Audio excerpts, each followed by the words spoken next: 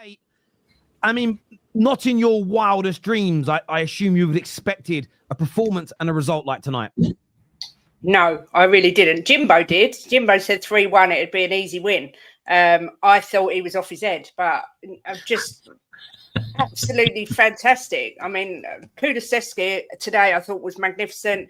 Maddison was magnificent. Vicario pulled off some brilliant saves. Man City just looked like shell-shocked. And for some strange reason, I don't know what it is, but we seem to be their bogey team. And it just, after not last week, the week before, when I went to Ipswich and watched us get beat by them, I was literally pulling my hair out with Spurs. And now I feel on top of the world because we've just beaten the champions and the best team in the world. And not only just beaten them, we absolutely mugged them off at their house.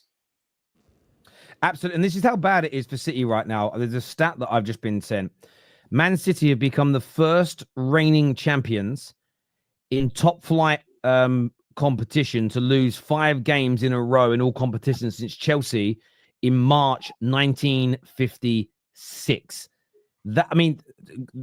So your win was great, your performance was great, but to put that stat on City's head top is crazy. It's one of the worst. So this puts it like one of the worst of reigning and defending champions ever. And Spurs, you're a massive part of that. I mean, you've actually won 2 of those games against them in that period, which is crazy. I mean, 52 games unbeaten at home until today. But wow. I've got to go in a minute because I've got another show. But my promise that I made about my running naked and my tattoos was if we win the Europa League. Oh, okay. So, and I will stick with it. So okay, we'll be holding you to account on that, Kate. I'm sure some of the young virgins that watch us have never seen anything like that before, so they'll be buzzing. Do you know what I mean? That'll put them off for life, mate. Let me tell you. No, they wouldn't. Jimbo loves it. And they got Deji. Yes, what happened, bro? Talk to me. There was a couple of things. You know, I think first and foremost, we got to just accept who we are as a club. I'm not accepting that we are City's bogey team. I think I've got a little song, if you don't mind me singing. Yeah, I've been saying for a couple of weeks. Last season, Plymouth won the league. They didn't play well. They've carried that form into this season. And I said a couple of weeks ago with my brother Jacob that it's the end of the road. And so I'm just going to sing this song for a moment. It's the end of the road. It's emotional. You belong to me. I belong to you. We own Plymouth. They belong to us. That's what we does. You got me moving grammatically incorrect. When we played Plymouth, we slapped these brothers up. They told us it was just the Carabao Cup. Well, how about the league? How about the league? You belong to me. I belong to you. We belong to you. That's right, baby. We're not their bogey team. We want to play Plymouth every week. Wednesday, Saturday, Sunday. Wednesday, Saturday, Sunday. We slapped them up. I'm not going to lie to you. I don't want to shake my bum too violently. I wasn't expecting this from my club. Oh, shake it. If anyone can stop City, it's my club. And they did a fantastic job. Big up Postecoglou. Big up the players. We know that's what domination in the location with penetration, concentration, celebration looks like. No one can handle it, my bro. No one can handle it. What we're asking for now is consistency. No point beating the big teams, losing to the minnows. Do you get what I'm saying? When Tottenham are on form, when they're doing domination in the location, I think it's fair to say, who can stop them? Who can stop us? We just slapped these brothers 4-0. You know what? The one thing I want to say before my brothers come in, they told me it couldn't be done. And I keep saying, why not? They said it couldn't be done because Plymouth doesn't lose at home. Really? Really? What? They just got slapped 4-0 in their yard. So for me, big up Postecoglou, big up Spurs fans that held faith with the team. And for me, I've said it, I say it again. If anybody wants to play City every week, it is my club. And I think today we proved it and we demonstrated. But if you ever wanted to know domination in the location, watch the game from minute 1 to when the final whistle blew. No one can stop my club when they're sourcing the way they're sourcing. So it was a fantastic performance. Big up. And we're back, baby. We are back. We're back. We're involved. Let's do it.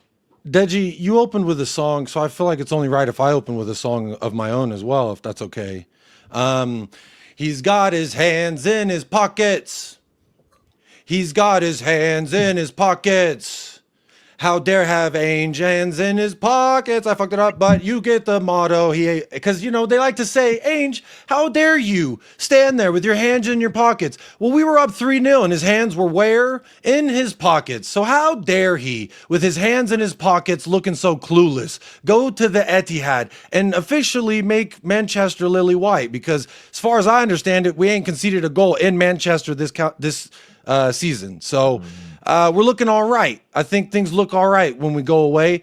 I don't like the Jekyll and Hyde. I do agree we need a little bit of consistency, but to all those hands in the pocket merchants, all those he doesn't make eye contact with the reporter merchants, stop being weird and stop obsessing over another grown man's physical mannerisms, because you need to get over it. It's weird. Like, Spurs fans are genuinely upset because he stands there with hands in his pockets. Well, I wonder if they're upset when his hands were in his pockets when we were up 4-0. He did also have one hand in his pocket with a fist up. So I don't know which is the variation that they don't like the most. But either way, it's just mud on their face. I've always felt like anyone who said Ange out is just saying it because they're unhappy with what they're seeing, and that's fair, but I just never really agreed with it. Deji said Ange out.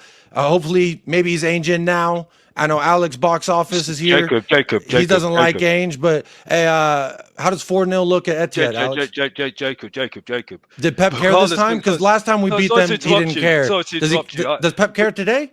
You're my boy. You're my boy. Yeah, because you turn up. You turn up. Yeah. To your credit, you turn up. Yeah, like Deji does. But Deji, I've got some humble pie for you. But I still, you're my boy. You're my boy. Yeah. On today, fantastic performance. I'm not even gonna lie. Great performance. Because you know the first 10 minutes I'm gonna put on Mr. Box Office TV. Yeah, cool. You know what I mean? You know, Maddison, when you're playing right, that's what happens. You know what I mean? You see what you're seeing. You know what I mean? I've been complaining about it how many times.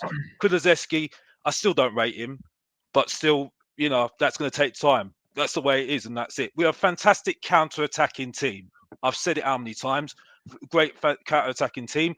I don't think Romero should be back in this team. Sorry. I don't really care what anybody says to me. Like, Dragerson and Davis are playing well at the moment. If you want a competitive squad, Romero don't get back into the squad. Sorry, bye-bye. You need to compete for your place, bruv. That's what competing is. That's why I've been complaining about my squad. So that's it. No, I don't like the manager. No, it takes a little bit longer. I'm sorry, but yeah, today, because that's what I do. I'm consistent since June 2023 when this guy came in. Didn't like him from the start. So we're not going to change that, no. But today was a very good performance. No complaints whatsoever. You know what I mean? But what I'm not going to do is start making fun of Guardiola. No, because they've won.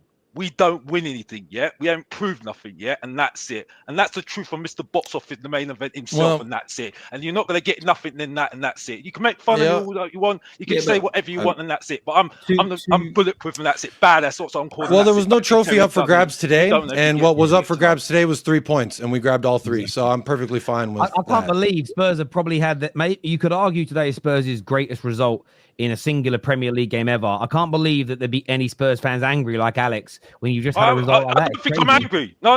You're lying again. Don't lie. It's not a lie. It's not a lie. It's an opinion. Don't lie. No. I didn't say I was angry. Just because I've got a loud voice doesn't mean I'm angry. No, again, you do it again. No. No. That's wrong. Because I've got a strong voice, and I know why you're trying that. No, that's not cool. Tottenham does the impossible. That's not cool. That's not cool, Terry. That's not cool. Yeah. I'm fine, thank you very much. I'll change my wording. Maybe you're not angry. Maybe you're not angry, but you don't seem very happy, in my opinion. Do you know what I mean? You muted yourself. Look, Orchie, over to you, bro. Yeah, to his point, I've got to say, look, 2 weeks ago, Dragusin scores an own goal, and he had an absolute nightmare. He looked like a fucking, excuse my language. He looked like an absolute joke of a defender 2 weeks ago, exactly 2 weeks ago. Against Ipswich, and I was absolutely fuming, mate. I was on the show 2 weeks ago, and I was just saying that, I was angry that we didn't buy more cover for our defense, because we knew that as soon as Van de Ven or Romero, or even both, like at the moment that they are, when they were both out, we still have people like Ben Davies, deputizing. But fair point tonight. Both of those players actually had an absolute, brilliant game. I have to say they were both solid. Now, if they can go on and are consistent with such a performance, then fair enough. Obviously, I want my team to do well, and I want our players to do well. I'm not there sitting there going, "Oh, I want Ben Davies to have a nightmare. I want Drew Cushion to have a nightmare. I want Pedro to have." Of course, I don't. I want every one of them to perform as best as they can. But we know many games where people like Ben Davies and stuff have had nightmares. So yeah, every now and then they pull out a fantastic performance like tonight.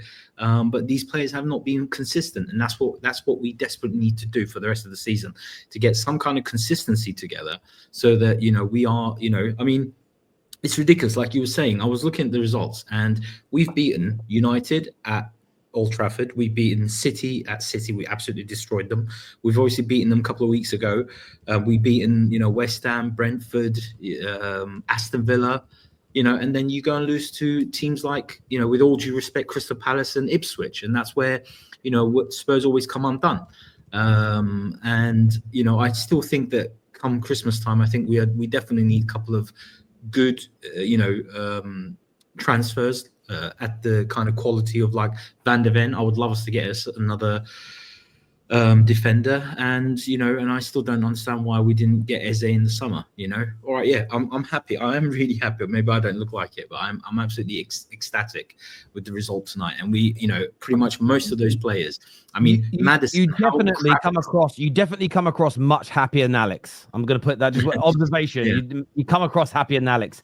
To be fair, but this is what we want, from players like Maddison, from players like Kulusevski, from players like Bissouma, all of the players. This is the kind of performance we want from them week in and week out. And we have to say that they haven't been that way. Maddison has been absolute dog shit this season so far. But tonight he showed what he can do. Now I want him to go on and do this week in and week out against every team that we've got coming in the next few weeks, so that because take it this way, if we'd beaten Ipswich, Spurs were third right now, and also going into the international break as well. This is how frustrating it's like. Every time we get so close, we always end up falling short. Yeah, if you'd maintained the 2-0 lead against Brighton, you'd have 6 more points. You'd be a handful of points behind Liverpool. So you're not that far away. It's just that those areas of consistency that are not your quality that's that far away. It's the maintaining that consistency and being up there. There's no doubt.